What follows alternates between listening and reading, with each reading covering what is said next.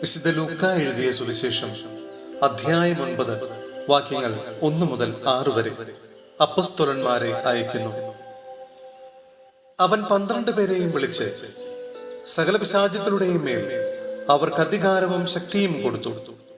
അതോടൊപ്പം രോഗങ്ങൾ സുഖപ്പെടുത്താനും ദൈവരാജ്യം പ്രസംഗിക്കാനും രോഗികളെ സുഖപ്പെടുത്താനുമായി അവൻ അവരെ അയച്ചു. അവൻ പറഞ്ഞു, യാത്രയ്ക്ക് വടിയോ സഞ്ചിയോ അപ്പമോ പണമോ ഒന്നും എടുക്കരുത്. 2 ഉടുപ്പും ഉണ്ടായിരിക്കരുത്. നിങ്ങൾ ഏതു വീട്ടിൽ പ്രവേശിക്കുന്നുവോ അവിടെ താമസിക്കുക, അവിടെ നിന്ന് പുറപ്പെടുകയും ചെയ്യുക. നിങ്ങളെ സ്വീകരിക്കാതിരിക്കുന്നവരുടെ പട്ടണത്തിൽ നിന്ന് പോകുമ്പോൾ അവർക്കെതിരെ സാക്ഷ്യത്തിനായി നിങ്ങളുടെ കാലിലെ പൊടി തട്ടിക്കളയണം. അവർ പുറപ്പെട്ട് ഗ്രാമങ്ങൾ തോറും ചുറ്റി സഞ്ചരിച്ച് സുവിശേഷം പ്രസംഗിക്കുകയും എല്ലായിടത്തും രോഗശാന്തി നൽകുകയും ചെയ്തു. സഹോദരരെ, വിശുദ്ധ പൗലോസ്ലീഹ തെസ്സലോനിക്കായ സഭയ്ക്ക് എഴുതിയ 2-ാം ലേഖനം അധ്യായം 3 വാക്യങ്ങൾ 6 മുതൽ 12 വരെ. അധ്വാനശീലരാവുക, അലസതയിലും ഞങ്ങളിൽ നിന്ന് സ്വീകരിച്ച പാരമ്പര്യത്തിനിണങ്ങാത്ത രീതിയിലും ജീവിക്കുന്ന ഏതൊരു സഹോദരനിൽ നിന്ന് ഒഴിഞ്ഞു നിൽക്കണമെന്ന് സഹോദരരെ, കർത്താവിന്റെ നാമത്തിൽ ഞങ്ങൾ നിങ്ങളോട് കൽപ്പിക്കുന്നു.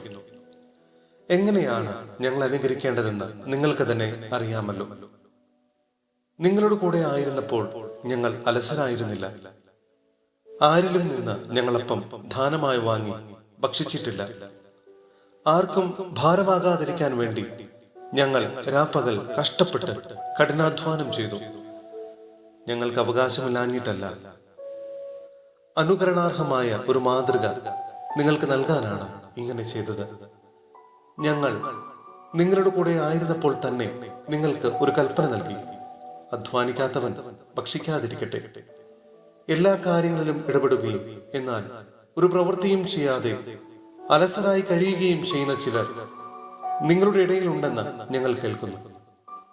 അത്തരം ആളുകളോട് കർത്താവായ യേശുവിൽ ഞങ്ങൾ കൽപ്പിക്കുകയും ഉദ്ബോധിപ്പിക്കുകയും ചെയ്യുന്നു.